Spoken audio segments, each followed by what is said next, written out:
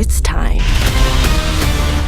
This movie is unlike anything that I have worked on. Why does every character in K-pop Demon Hunters feel so real? I mean, each one of them is fun, flawed, and full of heart.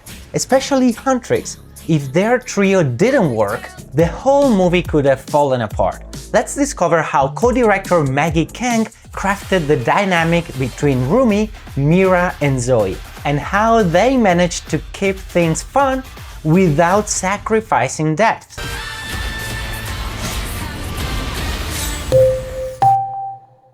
The main character is always your most difficult one. They're usually very burdened, and in our story, Roomie has a very dark thing that is her burden. One of the challenges with any main character, really, especially with Roomie, because her backstory is pretty dark, it was really hard to kind of find pockets of fun for her. And so the couch scene was one that we added in pretty late because we're about to really learn Roomie's story about her having this pattern and that she's hiding her shame.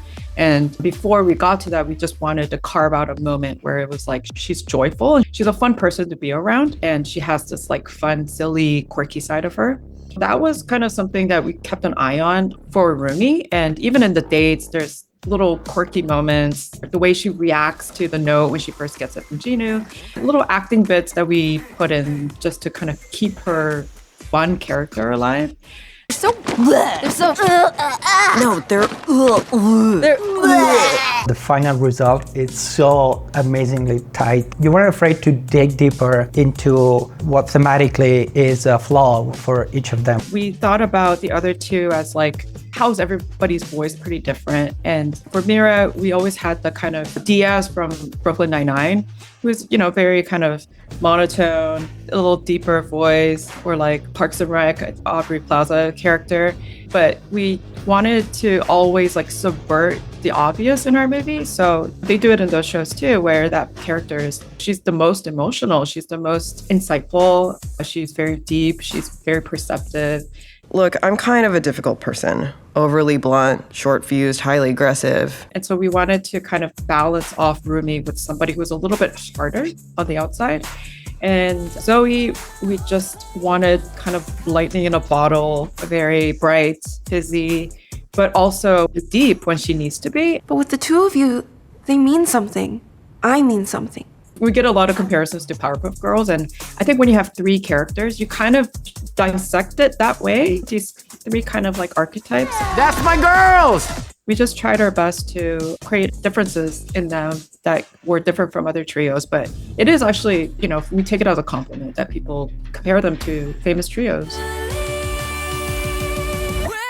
One of the reasons we didn't want to do an origin story is because for Roomie, we wanted her shame to be a lived shame. So it's something that she had been carrying for a very long time. Like Chris was saying, tell the origins of that in a non-origin way. So we had to rely a lot on flashbacks, which I don't think a lot of filmmakers are excited about, but it was kind of necessary for this type of story.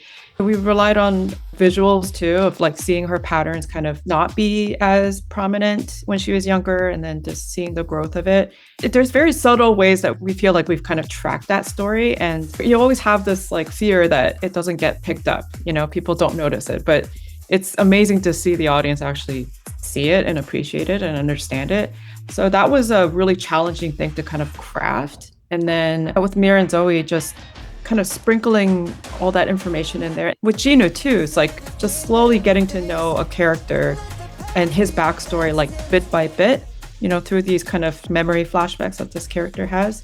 That was really fun to do. And, we've seen that before, but I think when people are kind of invested in this character, and we're also kind of Roomie, we're kind of falling for this guy at the same time as our main character is. And then hopefully that betrayal and that truth of his story really hits us as the viewer just as hard as it hits her, because we're so invested in him. I left them!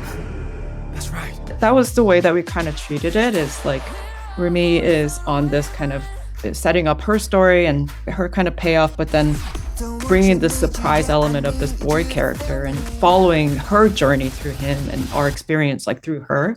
So that was really fun. This movie is unlike anything that I have worked on. where the story has been kind of crafted so much through the years, and it really hasn't changed. And even the scenes haven't changed since the very first draft. And there are certain scenes that we had to kind of add in just to kind of bridge things together. But like the core story just never changed. Everything was like dialing. And the first few versions had too much of Jinu, and it was too much of that story.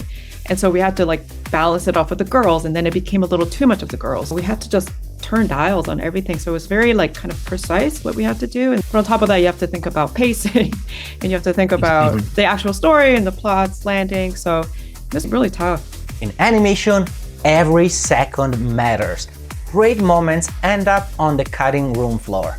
But that doesn't mean they're gone for good. Maybe they can return in a sequel. Watch this video to discover what the creators of the film revealed about the future of K-pop Demon Hunters.